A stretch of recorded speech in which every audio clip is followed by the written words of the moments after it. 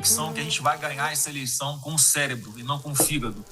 E é por isso que eu estou acreditando tanto que as pesquisas mostram isso também, que quanto mais exposição o Flávio Bolsonaro tiver, mais as pessoas vão conhecer um cara que vai trazer não um projeto de governo, mas um projeto de Brasil, porque é o que eu acredito. Eu estou saindo da minha zona de conforto, porque eu tenho a convicção que o Brasil vive um momento maravilhoso, geopolítico.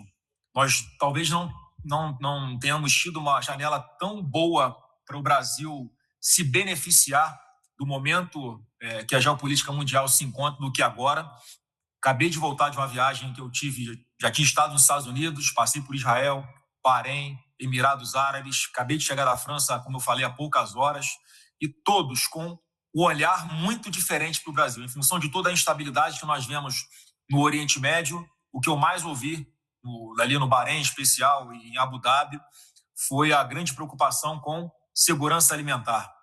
E nós que temos um agro de referência em todo mundo, alimenta mais de 1 bilhão de pessoas pelo mundo, e eles têm o que nós não temos, recursos para fazer investimentos. Então, são economias complementares em que poderia ser usado muito aqui de uma forma muito mais profissional o investimento do mundo árabe na parte de infraestrutura, na construção de ferrovias, modernização de portos, de aeroportos. Isso está pronto para acontecer, não vai para frente por causa da desconfiança e da insegurança jurídica que existe no Brasil hoje, a instabilidade política. Mesma coisa na França com relação à energia, que depende muito hoje, em especial do gás vindo da Rússia. O Brasil pode e também investir em infraestrutura para que possamos fornecer energia limpa e mais barata lá para fora, mas temos que fazer o dever de casa aqui. Bom, o palco está montado e o cenário é o seguinte. Com o ex-presidente Jair Bolsonaro fora da disputa, declarado inelegível, o jogo político muda completamente. E quem está assumindo essa posição na direita é o filho dele, o senador Flávio Bolsonaro. Ele já se colocou como pré-candidato com aquela ideia de que se não pode ser o pai, vai ser ele. E essa frase dele, olha, ela resume bem a estratégia. A narrativa principal já foi lançada pelo próprio senador. A ideia é que a eleição de 2026 não vai ser uma briga de nome, sabe? Vai ser sobre a direção, sobre uma escolha fundamental mesmo. Qual rumo o Brasil vai tomar a partir de 2027? Então, vamos começar pelo primeiro grande ponto de conflito, a economia. E aqui, gente, as visões são como água de óleo, completamente opostas. Mas podem ter certeza que a gente vai trazer uma pessoa que, em primeiro lugar, vai ser infinitamente melhor do que o Haddad, vai ser alguém que entenda de economia, porque o Haddad hoje é o melhor ministro da economia do Paraguai. Porque ele conseguiu levar mais de 200 indústrias já para o Paraguai, a economia do Brasil está toda desorganizada, tudo maquiado, energia cara, custo Brasil caríssimo, instabilidade política, insegurança jurídica por causa desse atual governo. E quem tiver com a gente nessa parte econômica vai ter que ter essa mentalidade de dar continuidade ao projeto que o Paulo Guedes iniciou. Funciona assim. De um lado, a proposta do Flávio Bolsonaro é bem direta. É continuar o que o pai dele vinha fazendo na economia, ou seja, foco em cortar impostos e diminuir o tamanho do governo. Já do outro lado, ele critica o governo Lula, que defende justamente o contrário. Aumentar a arrecadação de impostos para poder bancar programas sociais e investir em obras, buscando com isso fazer a economia crescer.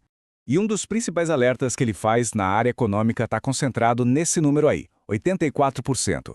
Ele, citando projeções do mercado, diz que com a política fiscal de hoje, a dívida do Brasil em relação a tudo que o país produz, o PIB, pode bater quase 84% lá no final de 2026. É um nível que ele classifica como super alarmante e insustentável mesmo. E essa frase dele meio que amarra tudo isso, A acusação é exatamente essa, de que o governo estaria gastando sem pensar nas consequências, sem responsabilidade com as contas. Na visão dele, é um tipo de gasto que acaba comprometendo o futuro do país e dificultando novos investimentos. Ok, saindo da economia a gente entra em outro ponto de grande divergência. Os programas sociais. E o debate gira todo em torno dessa pergunta. O auxílio do governo deve ser uma ajuda para a pessoa se reerguer e não precisa mais, uma espécie de porta de saída? Ou deve ser uma rede de proteção que está sempre ali para quem mais precisa?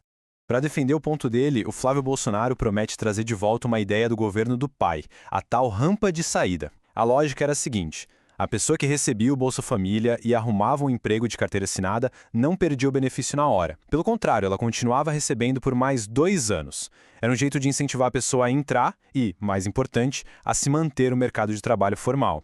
Isso deixa bem clara a diferença de filosofia, né? A visão do lado do Bolsonaro é de que o auxílio tem que ser uma ponte, algo temporário, para a pessoa alcançar a própria independência. Já a crítica que ele faz ao governo Lula é de que, ao tirar incentivos como a rampa de saída, a intenção seria criar uma dependência do Estado para, segundo ele, garantir votos.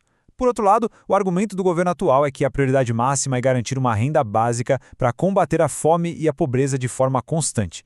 Bom, vamos para o terceiro pilar desse debate: segurança pública. A proposta que o Flávio Bolsonaro defende é a de linha dura mesmo, sabe? Tolerância zero com foco em endurecer as penas e proteger quem ele chama de cidadão de bem.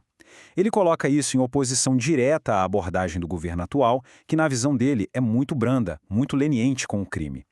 Já a administração Lula defende que, além da ação da polícia, é preciso atacar as causas sociais que levam à criminalidade. E para exemplificar essa crítica, a oposição sempre volta numa fala atribuída ao presidente Lula. Aquela ideia de que um ladrão talvez roube um celular só para tomar uma cervejinha.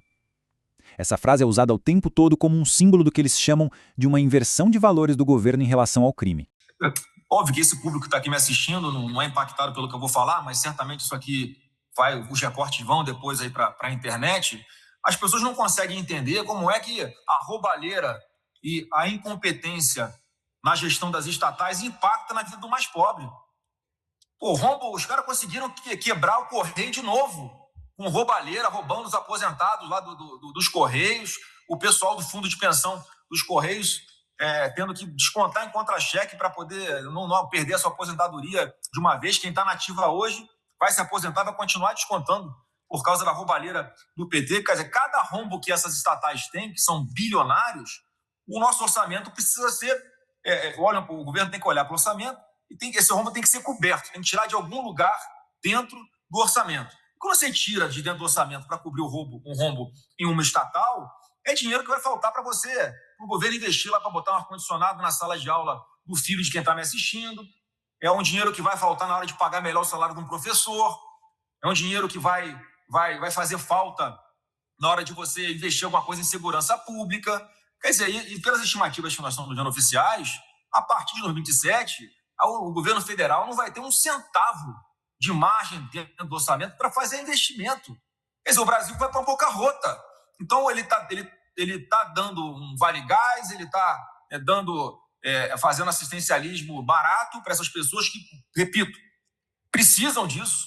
Não tem nenhum candidato à presidência da República que vai falar em cortar isso, mas está dando com uma mão e tirando com uma outra.